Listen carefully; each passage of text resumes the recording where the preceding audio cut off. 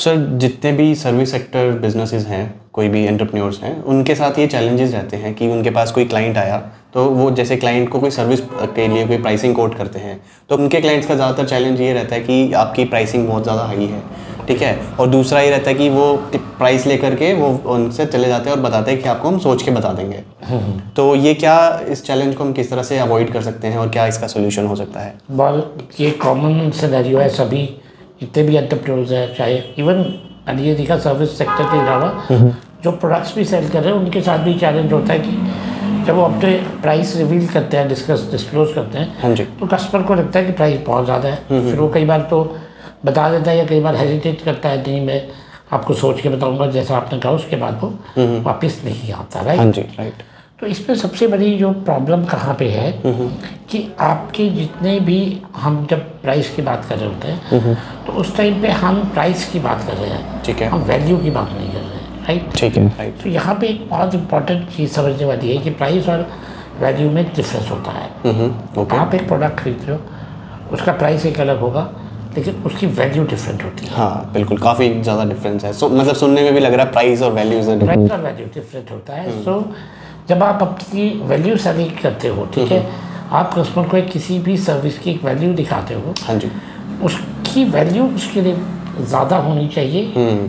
जब वो वैल्यू उसको ज़्यादा नज़र आएगी तो उसको ऑब्वियसली प्राइस कम नज़र आएगा। यहाँ पे क्या होता है, लोग वैल्यू नहीं दिखा पाते, उसे वैल्यू ज़्यादा नज़र नहीं आती और प्राइस ज़्यादा नज़र आता है। जबकि आपको ज़्यादा क्या दिखाना है, वैल्यू, राइट, और प्राइस कम मतलब प्राइस जो है वो प्राइस ऑब्वियसली ऑटोमेटिकली कम हो जाएगा। अगर आपका एक एग्जांपल देता हूँ, आप किसी के बिजनेस को ग्रोथ देते हो, ठीक है, और आप उससे अपनी सर्विसेज का कोई भी अमाउंट चार्ज करो, पहले से आप 1 लाख रुपीज़ चार्ज करते हो, ठीक है, ट्रेनरशिप, ठीक है, तो रील से कि यार this too much, I can't afford 1 lakh rupees obviously.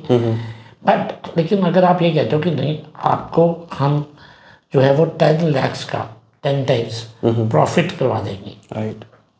अब आप मुझे ये भी बताइए कि कोई भी बिजनेस ओनर है, उसका एक बिजनेस का एक सेल्स है, उसका एक रेवेन्यू है, ठीक है, उसके बिजनेस में एडिशनल 10 लाख प्रॉफिट होता है। हाँ जी। तो वो उस एडिशनल 10 लाख प्रॉफिट के बदले में क्या वो उसका 10% किसी के साथ शेयर नहीं करेगा? ऑब्वियसली करेगा, क्योंकि उसको तो प्रॉफिट ज़्यादा दिख रहा है, उसको प्रॉफिट ज़्यादा आ रहा है। और ये तो हमारा ह्यूमन साइकोलॉजी है। जब भी हम तो इवन सर्विस सेक्टर की क्योंकि आप बात कर रहे हो, सर्विस सेक्टर एंटरप्रेन्योर्स मोस्टली अपना रेवेन्यू शेयर करते हैं। ओके। जो लोग उनके लिए बिजनेस लेके आते हैं उनके साथ एक रेवेन्यू शेयर करते हैं। हाँ जी। और वो रेवेन्यू 10 से 15% होता है। राइट।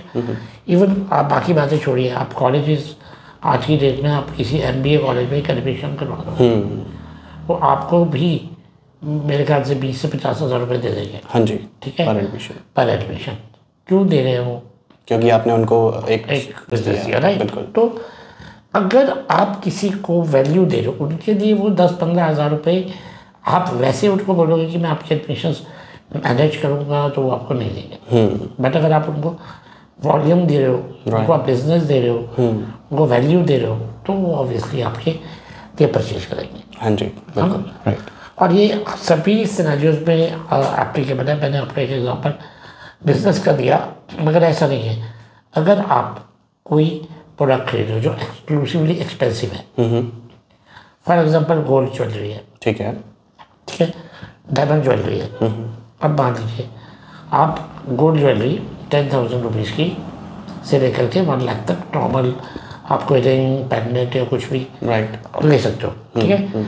अब आपको अपने पेरेंट्स का बर्थडे है, आपके मदर का बर्थडे है, हाँ जी, आप अपने मदर को एक 20-30,000 का एक कोई भी ज्वेलरी दे देते हो गिफ्ट, ठीक है, राइट। और उसके बदले जो उनकी हैप्पीनेस होगी वो काफ़ी बड़ी होगी, उसकी वैल्यू ज़्यादा है या वो 20,000 की पेंडेंट की वैल्यू? हैप्पीनेस की तो कोई वैल्यू ही नहीं है वर्थ 20,000 के सामने, है ना। और वो भी अगर हमारे पेरेंट्स की हो, बिल्कुल राइट, ठीक। हाँ जी। तो यहाँ पे वैल्यू क्या है कि वैल्यू वो है कि जो आपको उस प्रोडक्ट या सर्विस को परचेज करके उसका जो आउटकम है, दैट्स एक्चुअल रियल वैल्यू, और वो आपको दिखानी है।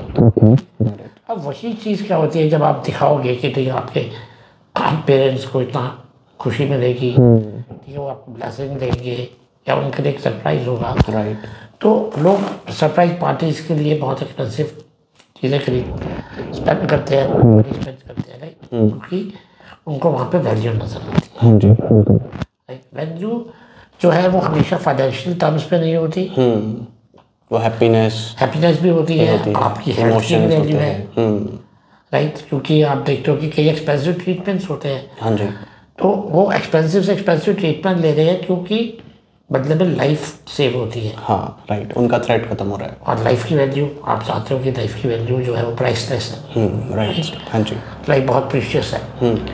तो अगर आप कोई भी बिजनेस ओनर अपने बिजनेस में जो भी वो प्रोडक्ट्स या सर्विसेज सेल कर रहे हैं, वो उसकी वैल्यू कस्टमर को अगर दिखा पाए, तो आपके साथ उसके प्राइस को लेकर चैलेंज नहीं आएगा। राइट।